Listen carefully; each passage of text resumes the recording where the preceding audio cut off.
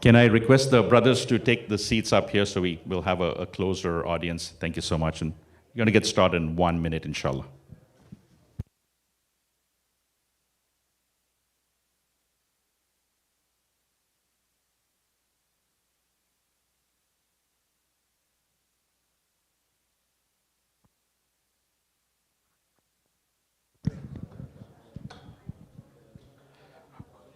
Brother Jawad, can I also have you all join us here? Thank you. Sorry to put you on the spot.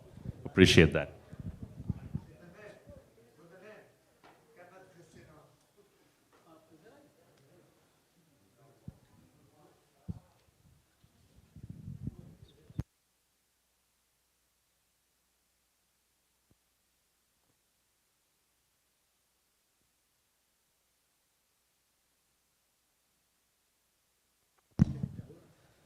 Bismillah ar-Rahman ar-Rahim. We begin in the name of God, the most gracious, the most merciful. Assalamu alaikum, everybody.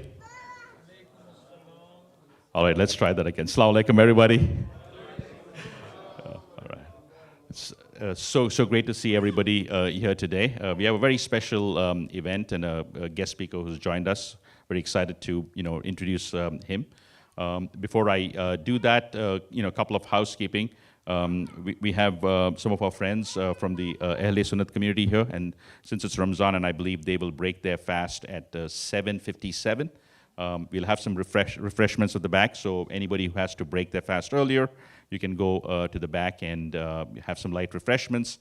At 8:12, we'll have our azan and salat, about 10 odd minutes, and then we'd love all of you all to join us for iftar, and we can break bread together, inshallah. With that, I wanted to take a minute to introduce our speaker. Many of us know what's happening in India with the oppression and the fascism that's going on. What used to be a vibrant democracy is a democracy no more, and every day the situation in India seems to be getting worse. There is an organization that does what is known as Genocide Watch, and the founder of that organization, Dr. Ellen Kennedy, had a congressional briefing just yesterday, where she said that she's seeing patterns of a Holocaust in India, right? So she's seeing the patterns of a Holocaust. They are attacking everything from the hijab ban to everything that's sacred, to Muslims. And it's not just the Muslims. There is a significant oppression on Christians, on low caste Hindus, etc. It's so bad that if anyone is going through oppression and they go to the authorities to complain, serious charges, not even like just locking them up in jail, they are levying serious charges against people who go out, who go to the authorities to make a complaint. That's how bad the situation is. And no better person than Peter Friedrich, our guest speaker, to talk about the situation in India. So we're excited, about his talk. I'll give you a brief, a background of him if you are not familiar with Peter Friedrich. He's a freelance journalist specializing in analysis of current and historical affairs in South Asia, with a particular focus on the issue of Hindu nationalism. He's the author of a couple of books, including The Saffron Fascists. And we have copies of the books today, so if you want to pick up a copy, we can have Peter sign it for you during iftar time, and it's only $20, and we'll take cash for that. So we have a few copies available, the Saffron Fascists. And he also has written a book called India at Crossroads, Hindu Nationalist Efforts to Eradicate Christianity. His writings have been translated into French, Kannada, Punjabi, Spanish, Tamil. Peter, we need to add Urdu to that list, inshallah. Hopefully we'll have it translated in Urdu too. He's a frequent speaker at universities. He's also spoken alongside and or been cited by parliamentarians from Australia, Germany, and the United Kingdom. So without further ado, let's bring up Peter Friedrich.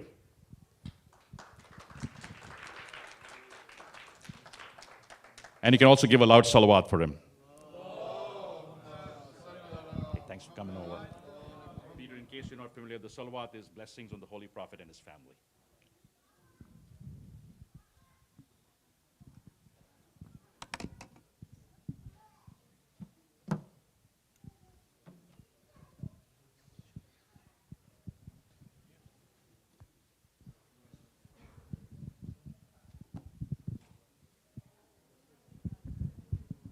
Assalamu alaikum.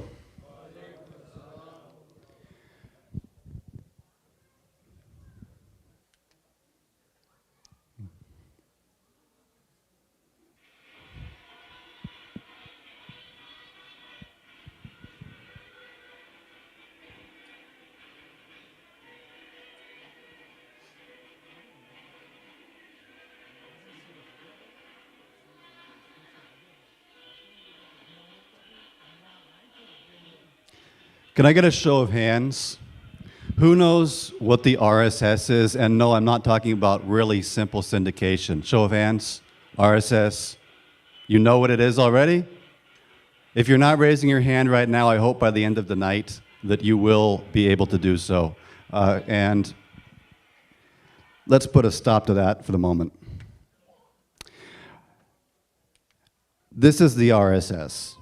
The Rashtriya Swayamsevak Sangh. The name stands for National Volunteer Corps. This is the RSS marching through India's southern city of Hyderabad on Christmas Day 2019. The city of Hyderabad has one of the densest Muslim populations in India. They're over 30% of the population there. Oh, and remember how I said this march occurred on Christmas of 2019? This march, in particular, symbolizes the RSS's agenda.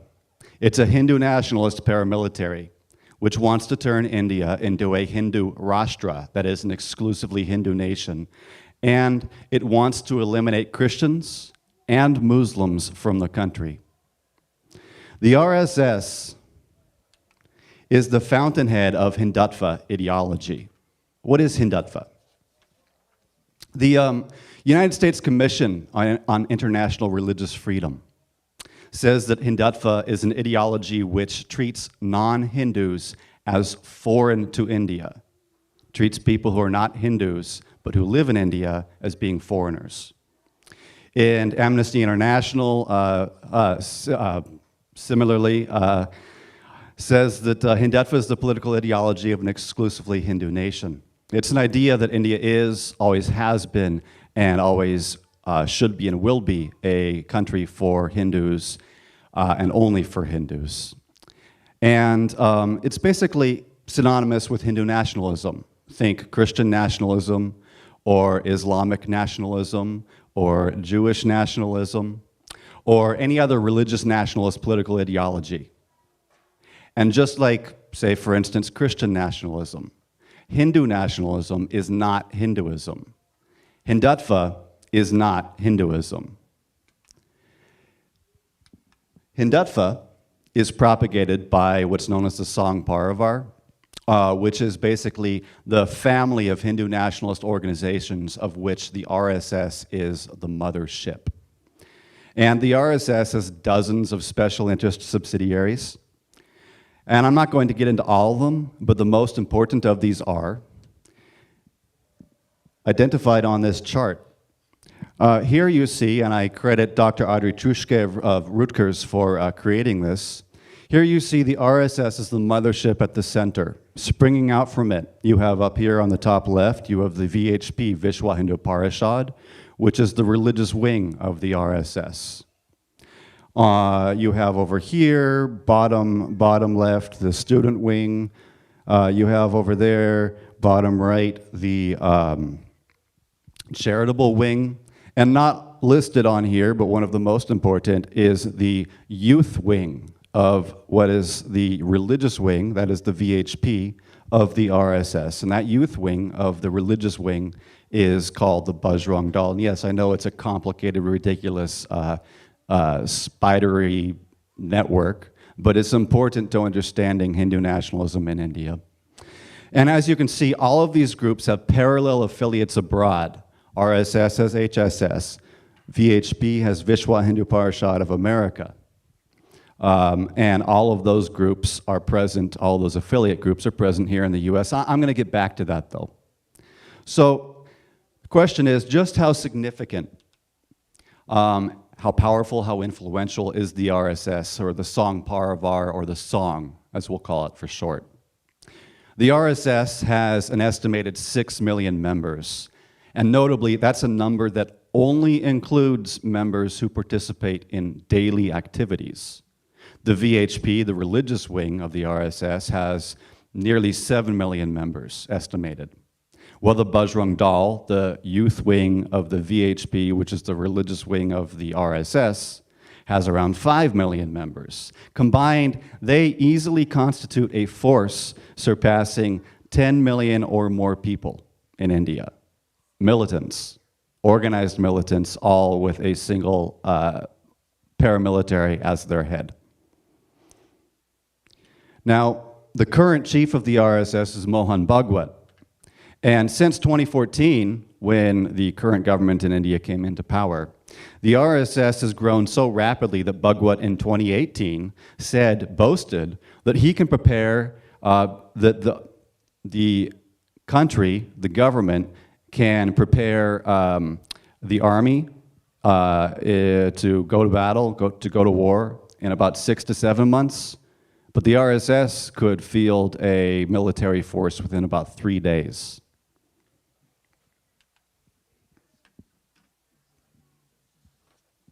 In fact, taking over India's military appears to be one of the RSS's next major goals.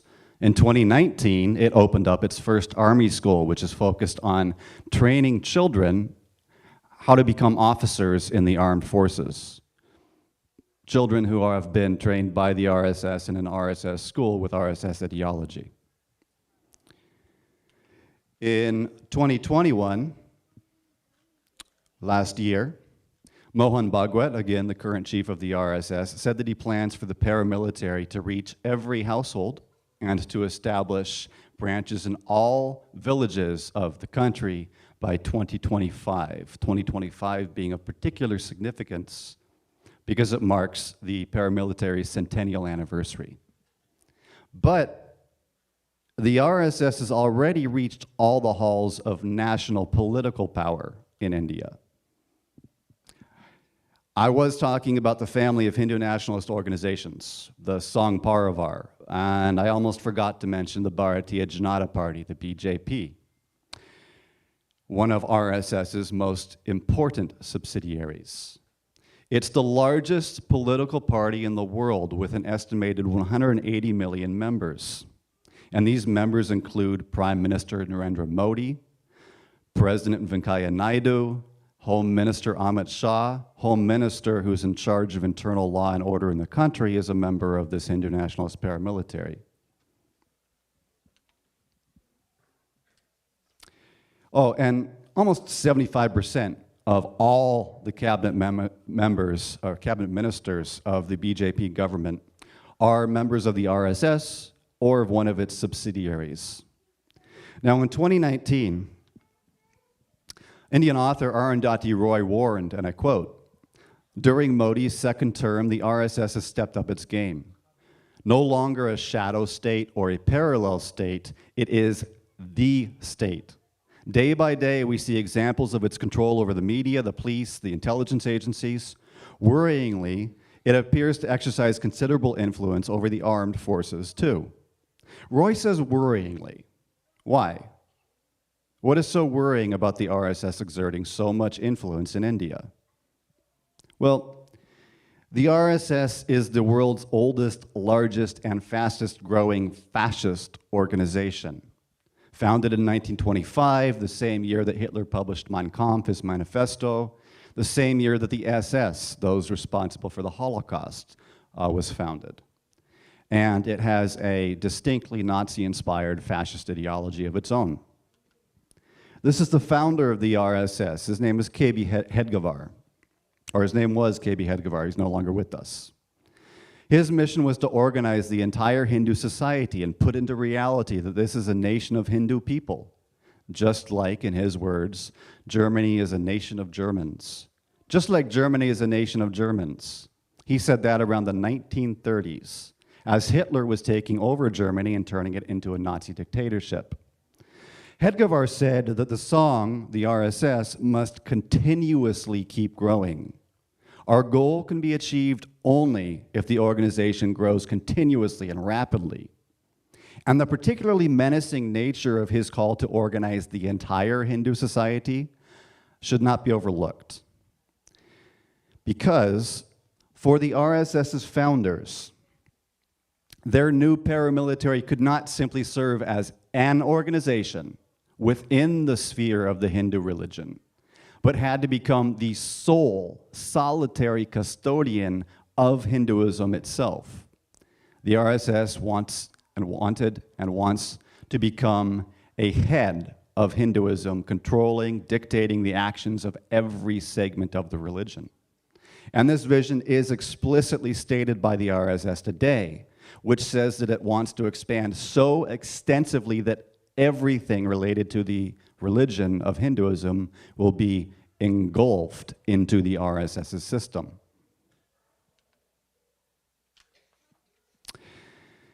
Now, this is Hedgvar on the left. He's the founder or co-founder, the first chief of the RSS. And on the right, that is M.S. Golvarkar. He's the longest serving, the most influential chief of the RSS. He served for 33 years as head of this paramilitary, from 1940 to 1973. Hedgvar founded it, but Golvarkar molded, influenced, and articulated RSS's true ideology. He detailed his views in two manifestos, the first of which was published in 1939. What were those views? He said, referring to Indians, "We are all born Hindus. Only the Hindu has been living here as a child of this soil." He said the conversion of Hindus in India into other religions, say for instance Christianity or Islam, is nothing but making them succumb to divided loyalty in place of having undivided and absolute loyalty to the nation. It's treason if they do it. He said the Christians and Muslims are guilty of conspiring together to break up the country. He called Christians and Muslims foreign elements, internal threats, and literally traitors. He said Muslims are rabidly anti-national and are trying to undermine our very national existence. He said Christians are bloodsuckers who will remain here as hostiles.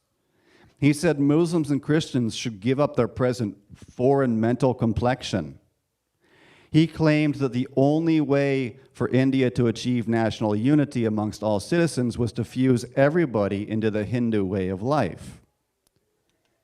He argued that every race, and he's referencing the so-called Hindu race, he argued that every race possesses the indisputable right of excommunicating from its nationality all those who, having been of the nation for ends of their own, turned traitors. Turned traitors how?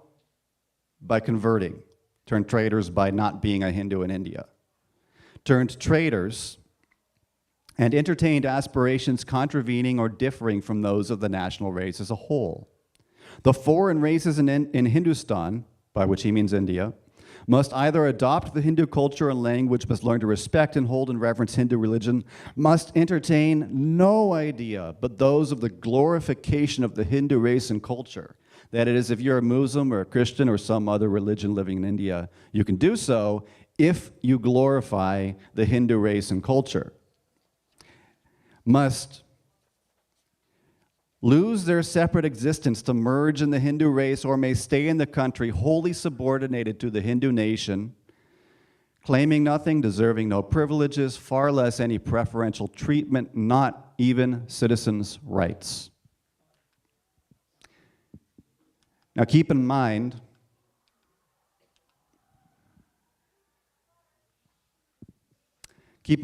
that these specific comments were written in 1939. 1939 was when Adolf Hitler was just launching the Second World War with the invasion of Poland. The groundwork for the Holocaust had already been laid. The whole world already knew about Hitler's genocidal intent. Now, take a look at that lower view of Golvarkar. This is his ultimate goal.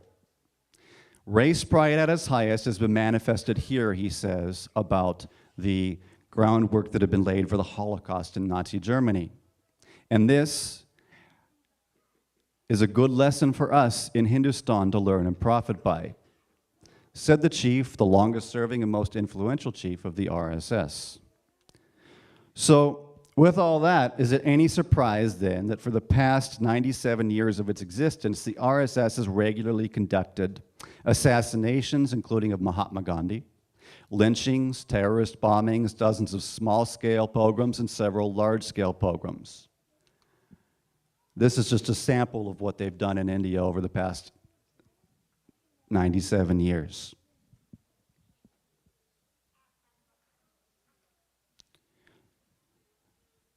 So, As the RSS rules India today, what does that look like? What's it doing today, this year, this month? And a quick word of caution, none of these videos portray any violence, but some of them do contain violent language and also emotionally upsetting images. They're not explicit. But this one. These are all from the past 4 months, most from this month. This was in Delhi, the capital of the country, in December of last year. Everybody here is taking an oath to fight, die, and kill to turn India into a Hindu nation. This oath is being led by an RSS member who's also a prominent media personality.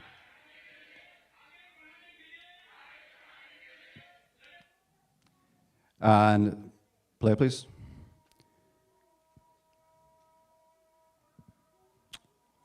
Yeah. This is a conference where the gentleman speaking is calling for the eradication of Islam and of Christianity. He describes Islam as a fast poison, and he says that Christianity is a slow poison.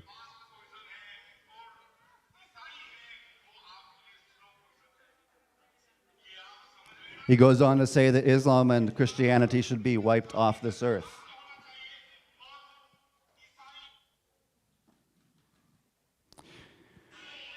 This is within the past month, past few weeks.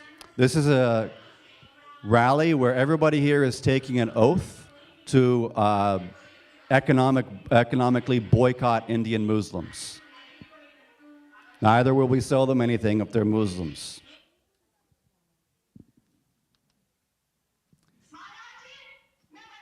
This is December 2021, last year. This is an open call for genocide. She is leading an oath-taking, saying that they are ready to kill to reduce the population of Muslims. How many? She says they're ready to kill 20 lakh Indian Muslims, 20 lakh being 2 million. And she's leading an oath for the killing of 2 million Muslims. This, I believe, was a couple of weeks ago. That is Praveen Togodia. He is the former leader of the VHP, which is the religious wing of the RSS. He is distributing weapons and leading an oath for the use of those weapons to drive Muslims out of India.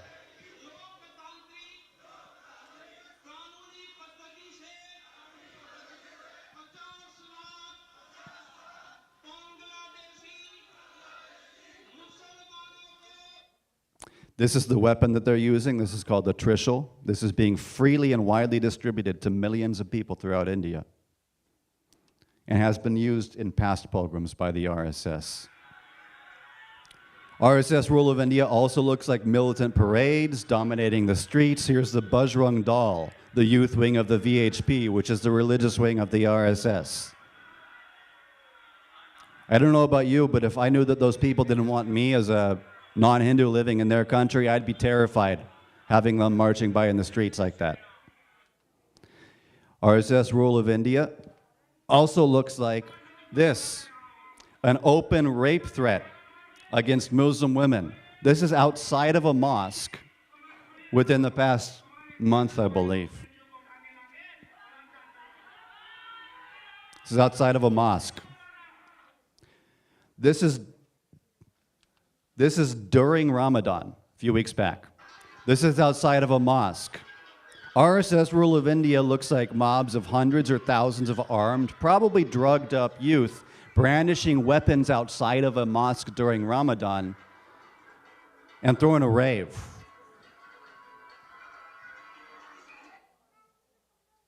RSS rule of India also looks like gangs of Hindu nationalist thugs parading through the streets and raising the saffron flag, that is the flag of the RSS, on top of mosques. It looks like occupation. Keep in mind, this is not a one-off incident. These sorts of incidents have happened all over India in the past 6 months to a year. So what does all of this have to do with us? That's the question. I mean, we can see it's bad, it's horrible, and it's worrying for India, it's worrying for South Asia, it's worrying for the world from a humanitarian perspective, but also from the perspective of global stability and regional stability, with India being the second largest nation in the world's largest democracy, etc. But, you know, we know injustice anywhere is a threat to justice anywhere. But does this have anything to do with the USA specifically? Remember that chart showing the Sangh Parivar and its network of Hindu nationalist organizations? That middle one, RSS, HSS.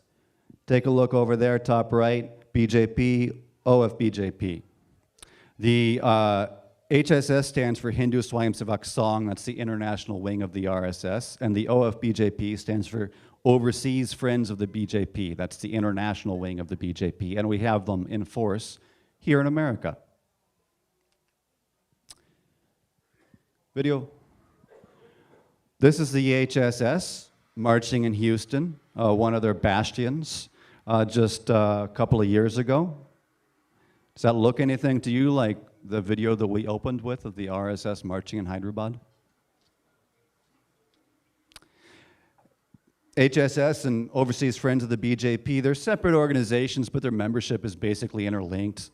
Members of HSS are often members of OFBJP, and members of OFBJP are often members of HSS. That's Ramesh Buttada from Houston, where that march took place. He's the vice president of HSS USA, but he's also an active participant in the Overseas Friends of the BJP. When Modi was first elected prime minister in 2014, the OFBJP was crucial. They provided him a huge help. They mobilized hundreds, actually, across all networks in the US, they mobilized probably thousands, maybe even as many as 5,000 people to travel from this country to India to go campaign for Modi, to get him elected. Many of these were US citizens. Now think of it this way. Imagine if thousands of Americans had moved to Russia, renounced their US citizenship, and become Russian citizens. Now imagine if during America's 2020 presidential election, thousands of those American expatriates who had given up their citizenship traveled back to America to go around our country campaigning for a certain political party. Wouldn't we be outraged? Wouldn't we consider it as foreign interference in our sovereign elections? Well, that's what's happening with India. And it's happening from here. The OFBJP, the Overseas Friends of the BJP, started very early. You can see this is dated 2011, organizing in Houston training camps to teach people in America how to go back to India to campaign for the BJP to get Modi elected. And there was a massive push, a huge mobilization. You know, aside from the thousands volunteering with the OFBJP to travel from America to India to campaign as boots on the ground, serve as campaign workers, there were huge phone banks in America working around the clock, they say, to call people, call Indians from the US and tell them, oh, I'm calling from the US and I'm calling to tell you in India who to vote for. It was such a massive undertaking that Ramesh Buttada, the vice president of the HSS, the international wing of the RSS, says it was like organizing an Indian wedding. Now, after Modi was elected, the OFBJP continued operating in the US as a PR machine, as a propaganda mouthpiece to promote Modi, the BJP, and Hindu nationalist policies in India. They do this by organizing protests in the streets, pressuring American lawmakers not to talk about human rights in India, and so on. They also worked, the OFBJP and the HSS have worked to help build up Modi among the Indian American community. They promote him in the diaspora by bringing him over here and throwing rock star receptions for him, the last of which was Howdy Modi in Houston in 2019. It's a chance for Modi to pay back everything he owes to the American song groups who were so crucial to getting him elected. It's also a chance for him to build up his propaganda machinery here in America. And it was a massive event. There were about 50,000 people that came out to this Howdy Modi in Houston, this rock star reception for Modi, who was formerly banned, actually, from entering this country before he became Prime Minister of India. It was huge. And President Trump was there. Now, before you play this short video, please pay attention to what Modi is saying to Trump.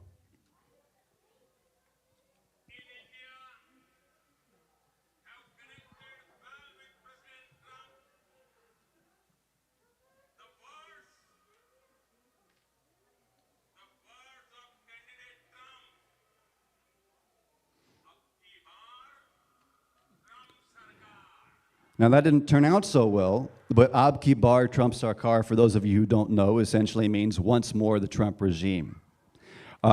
Keep in mind that at this time Trump was running for re-election. This was 2019. This was essentially a foreign leader visiting America, standing alongside our president who's running for re-election and issuing a partisan endorsement for his re-election.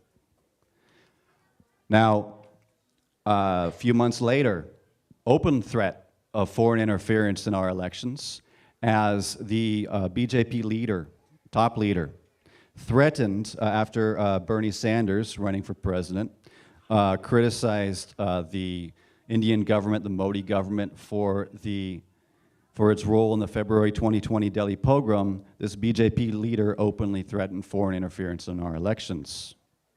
If all that sounds a bit suspicious, well, I guess the US government thought so too. Because in 2020, after nearly 30 years of operation in our country, the OFBJP was compelled to register as a foreign agent after it worked from America to get Modi elected in India, and after it organized a rock star reception for Modi in America where Modi endorsed our then sitting president for re-election. Finally, they were compelled to register. Well, before they registered, they had interactions with a number of different politicians in our country. One of them, to whom they were particularly close, was now former Congresswoman Tulsi Gabbard.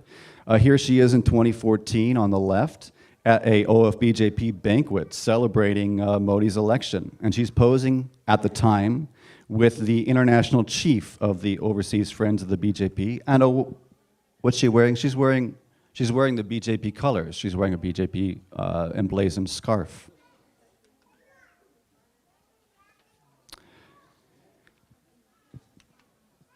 There she is at an HSS event.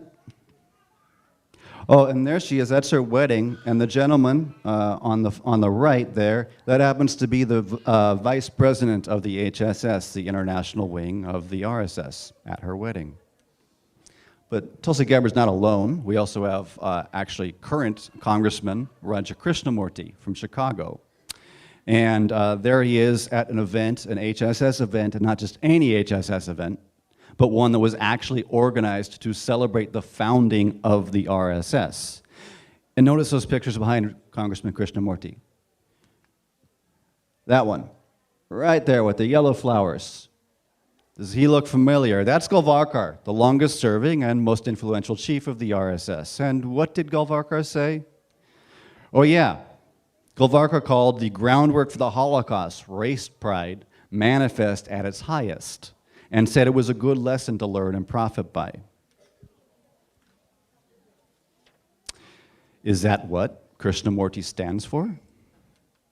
Now, I could go on about other politicians, but as I wrap this up, since we're here in San Jose, California, the San Francisco Bay Area, let me bring this a little closer to home.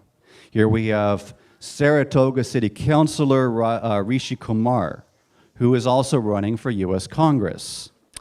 And here he is at a Bay Area event in 2019, I believe this was Milpitas. This event was hosted for the specific purpose of working to get Modi reelected. And what is this gentleman who is a city councilor in America, who's running for US Congress, what's he wearing? He's wearing a BJP scarf. He's endorsing a foreign political party. And not just any foreign political party, but one which is the political wing of the world's largest, oldest, and fastest growing fascist movement. Well, This comes even closer to home. We're here at the SABA Islamic Center, and the congressional rep for this district, this ground we're standing on right now, is Congressman Ro Khanna. Ro Khanna is a Hindu. Ro Khanna is also a Hindu who understands the evils and dangers of Hindu nationalism, of Hindutva.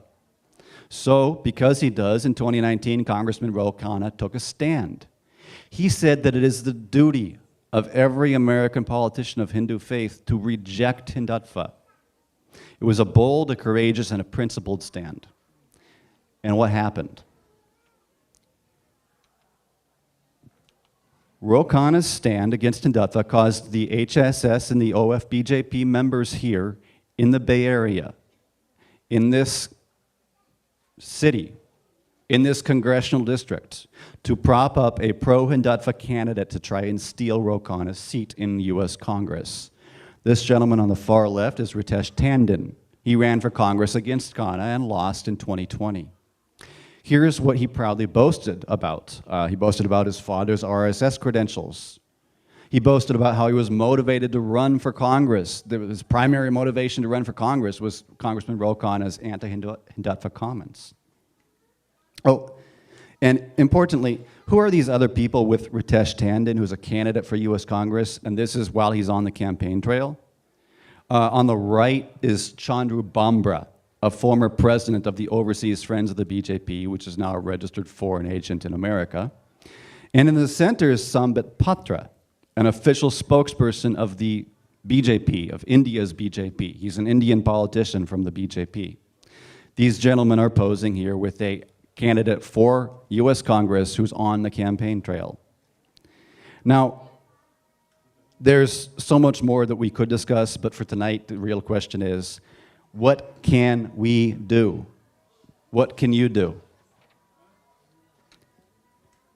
Quickly, we can get informed, and I recommend getting informed by reading my book. It's an excellent primer on the topic of Hindu nationalism and what's happening in India, what the Hindu nationalist goals are, what the RSS is. Talk to your neighbors. Contact our congressional representatives, including people like, since we're here in Ro Khanna's district, Congressman Ro Khanna. Organize more events like this and more often, because the stakes have never been higher.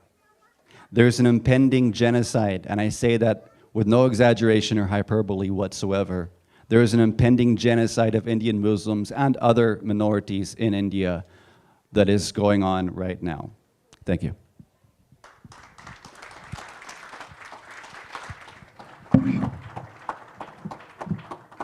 Another round of applause for Peter Friedrich.